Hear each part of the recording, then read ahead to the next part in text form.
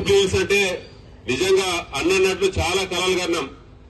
ఇక్కడ అద్దాల భవనాలు, అదేవిధంగా రోడ్లు కూడా అద్దాల లెక్కలు ఉంటాయనుకున్నాం. అదేవిధంగా వీళ్ళకి ఎలాంటి బాధలు లేవనుకున్నాం. తీరా ఇక్కడ గత వారం 10 రోజుల నుంచి ప్రతి గల్లీకి తిరగడం జరిగింది.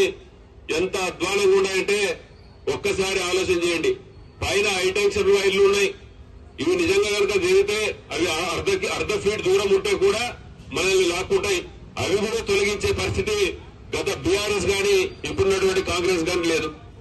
రోడ్ల విషయానికి వస్తే గ్రామీణ ప్రాంతాల్లో రోడ్లే చాలా బాగున్నాయి, కానీ ఇక్కడ చాలా దారుణంగా ఉన్నాయి. మొత్తం గుంతలు గుంతలు ఉన్నాయి, ఎత్తులు మిట్టలు ఉంటాయి కూడా. దీనికి ఎలాంటి అభివృద్ధికి నోసుకోలేని నియోజకవర్గం అంటే జూబ్లీహిల్స్ నియోజకవర్గం.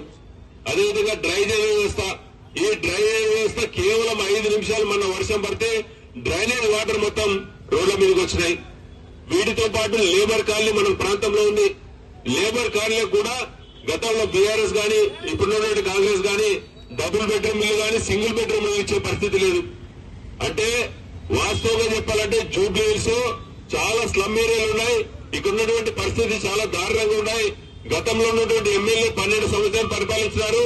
అదేవిధంగా కాంగ్రెస్ పార్టీ కూడా 2 సంవత్సరాల నుంచి అధికారంలోకి ఉంది, కానీ ప్రజల యొక్క బాగోగులు ఏమాత్రం పట్టించుకోవడం లేదు. ఒకసారి ఆలోచన చేయండి. నీళ్లు కూడా సరిగా రావడం లేదు. కావున ఒకసారి ఇక్కడ ఉన్నటువంటి జూబ్లీహిల్స్ నియోజకవర్గ ప్రజలు ఖచ్చితంగా 2 ప్రభుత్వాలకు బుద్ధి చెప్తేనే వాళ్ళ యొక్క మెడలు వచ్చి భారతీయ జనతా పార్టీ అభ్యర్థి లంకాల దిబ్బతి ఓటేయాలి. ఎందుకంటే ఈ రోజు అభివృద్ధి జరుగుతుందంటే కేంద్ర ప్రభుత్వం నుంచి. అందరూ ఏమంటారంటే 8 మంది ఎమ్మెల్యేలు ఉంటారు, 8 మంది ఎంపీలు ఉంటారు. ఏం తెచ్చినారంటే 12 లక్షల కోట్లు తెలంగాణ రాష్ట్రం తెచ్చింది భారతీయ జనతా పార్టీ నరేంద్ర మోడీ గారు కాదన్నట్టు.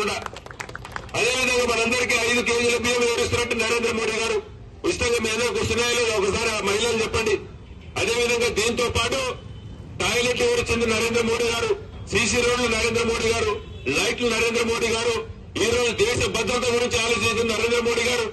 ప్రపంచంలో ప్రతి ఒక్కరు నరేంద్ర మోడీ గారు లాంటి ప్రధానమంత్రి మా దేశాన్ని ఇంట్లో అనుకుంటున్నారు, కానీ ఇక్కడున్నటువంటి రాష్ట్ర ముఖ్యమంత్రి కానీ బీఆర్ఎస్ పార్టీ వాళ్ళ నోరు మోడీ అంటున్నాం. ఎందుకంటే ఇంతమంది ప్రధానమంత్రి మీద కూడా వాళ్ళు నిన్నటువంటి మొన్న జరిగినటువంటి మీటింగ్ లో రేవంత్ రెడ్డి గారు ఏ విధంగా అన్నారు మీ అందరూ చూసినారు. వారు ప్రపంచ దేశాలందరూ మెచ్చుకున్నటువంటి నాయకుడు నరేంద్ర మోడీ గారు భారతీయ జనతా పార్టీ. కావున రాబోయే రోజుల్లో ఖచ్చితంగా బుద్ధి చెప్తారు. ఇప్పుడు జరిగే ఉప ఎన్నికల్లో భారతీయ జనతా పార్టీ అభ్యర్థి లంకాల దీపక్ రెడ్డికి ఓటు వేయించి అత్యధిక మెజార్టీలు గెలిచేయాలి. ఎందుకంటే గెలిపించకుంటే ఖచ్చితంగా వాళ్ళు మనల్ని మర్చిపోతారు. ఇది మంచి అవకాశం. దీన్ని విధిగా భారతీయ జనతా పార్టీ తరఫున కోరుతున్నాం. ధన్యవాదాలు. జై హింద్, జై భారత్.